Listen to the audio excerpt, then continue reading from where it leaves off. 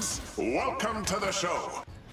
What's good, Rumblers? Thank you for joining me. My name is Sonic, and I'm here to point out 20 plus advanced tips to improve your skills for when Rumbleverse launches on August 11th.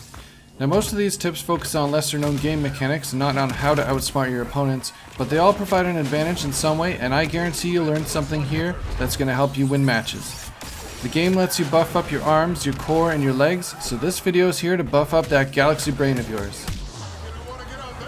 So before we get started, I need to mention that these tips are true as of the July beta, and it's entirely possible that some of the things you see have changed in the full release of the game. You've been warned, so now let's get launched into it. Starting off simple with some traversal tips. Every game starts by launching you out of a cannon. Be sure to land on crates or targets to break them and gain abilities or weapons faster for early fights. It's far better to fight with at least one special move because it'll help you outpace your opponent in the damage department. When you jump onto anything that bounces you in the air, like cars, springs, burgers, trampolines, these speakers, whatever, you can gain height and distance by dodging right after you bounce. This is going to cut your traveling time down significantly, or bounce you high above your opponents for some devastating elbows. You can also use dodge to get more airtime after mantling in the same way, which can help you evade opponents' waiting attacks. Bouncing elbow drops are awesome and they do a ton of damage, but remember that you can only bounce twice while performing an attack. Try and bounce 3 times. If you try to bounce a third time, you'll get taken out of that animation and you'll lose that damage potential. Many people know that if you jump twice, your second jump is higher. But if you keep jumping, you'll keep doing that second higher jump animation until you stop. Oftentimes, that extra jump will reduce the climbing time you need to get up a building, or let you clear a roof entirely to avoid climbing at all. Climbing takes stamina and it makes a distinct noise, but jumping and mantling are free.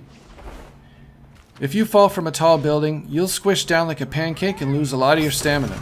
But if you land on a target, a crate, or another player, it doesn't matter how high you fall from, you're not going to lose any stamina, so you're ready for a fight. If you jump onto a chicken from height, it will get deleted.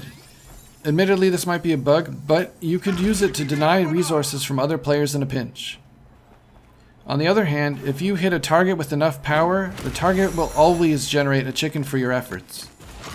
If someone is standing in the bushes, leaves will fly away from where they're standing.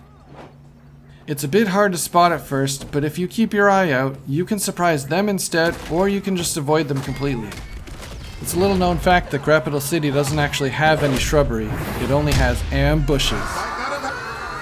So save yourself from the same fate by paying attention to the leaves. Now we're going to get into combat tips, starting with a tip for the early game. If you land on a building with other people, Irish whip them or flip them off the building so that you can take their stuff. If they foolishly come back up to fight you, you'll be buffed up and they're going to have nothing. And these next 2 tips are super important if you want to increase your damage output in Rumbleverse. So many people miss out on opportunities for extra damage because they don't know how wall splat combos work. If you hit someone into a wall and they're flashing, that means that they are invulnerable until they hit the ground.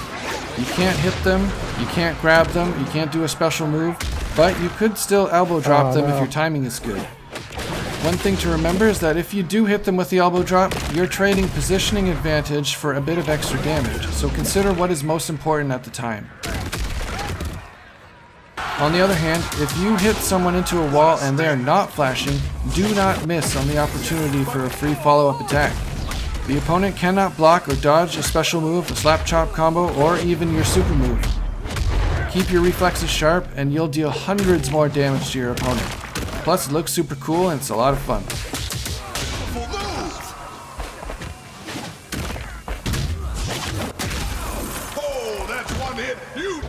So everybody loves a high elbow drop, but there is one problem with it. Oh shit. Everybody was blocking at the same time. There is a way to solve this though. Every weapon has an air vicious attack, which means you have access to a high damage, unblockable move from the sky, even if they see it coming. Next up, all special moves can be activated in the air, and people don't expect that at all. Spam your abilities. Use it for long-range surprise attacks, activate a special while you're falling, catch people during their mantling animation, or when they start climbing the side of a building, and you'll get great damage out of it. Extremely few people block in the air, and you can't block at all while you're climbing, so the opponent is totally vulnerable. The timing can be a bit trickier in the air, but it's worth learning. Yeah, you won. Congratulations. Clashing is one of the fastest ways to build superstar meter. If your health is fairly high and you find someone who's willing to just keep clashing with you, use them to build up your meter. Eventually, they're either going to try something else and get slapped, or you're going to get superstar, and that opens up tons of options. Speaking of superstar, did you know that popping your super meter gives you temporary invulnerability? And normally when you activate superstar, you send a burst of energy out that knocks your opponents away. But if you hold down the activation buttons, that doesn't happen. Instead, attacks and grabs will pass right through you for a second, which often leaves your opponents open to an instant super grab. You can also use it to cancel the recovery animation on your special attacks to surprise opponents who think it's their turn to attack because they successfully blocked you. Be careful though, because a good player will do the same to you if they have meter.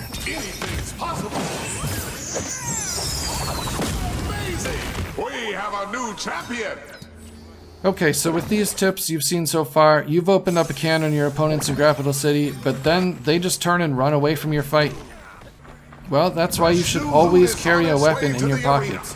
People who are climbing can't block, so you hit them and they'll fall right back into your awaiting arms. Now let's talk a little bit about defense. In the unlikely scenario where someone actually manages to knock you down, everyone knows you can press the attack button to wake up with a high priority power move. That's pretty predictable though, so it's often better to just try to create space between your opponent and reset the fight. If they're still close to you after you roll though, you can still do that power attack on wake up. So tuck and roll and then hit them. If they're not close when you get knocked down, stand up in place by holding the block button to instantly regenerate 30 stamina. Save yourself from stamina breaks or have an extra attack on the ready.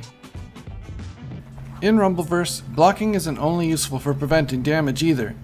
When you hold block, you recover your stamina twice as fast, which you'll see when your shield glows gold. Use this to prevent yourself from being stamina broken in long fights, or potentially even to bait your opponents. If you successfully block a strike attack, you can actually let go of the block button. Now I know this feels scary to do, but as long as they keep you in a block string, your guard is going to stay up. You can even mash a special move or a chop, and it's only going to come out if they stop attacking or they delay their hit.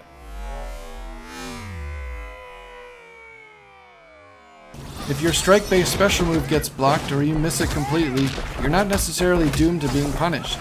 You can dodge to cancel the recovery of it instead of standing in place and taking the hit. You can even cancel some moves on hit if you want. If you dodge away from your opponents though, they can still hit you with slap chops or some special moves, so dodging sideways or towards them is often the best move. They'll attack right past you. And finally, always remember to swim with a buddy. Whoever's doing the move will win the game if there's double KO. Tell me if he kills you both. Oh, he still wins. Now if you've made it to the end of this tips video, thank you so much, and congrats, you are now an advanced Rumbleverse player. You're ready to stand toe-to-toe with the best of them. If you like this video, please send it to your Duos partner, and I will see you soon on the streets of Capital City. 8. Sweet justice.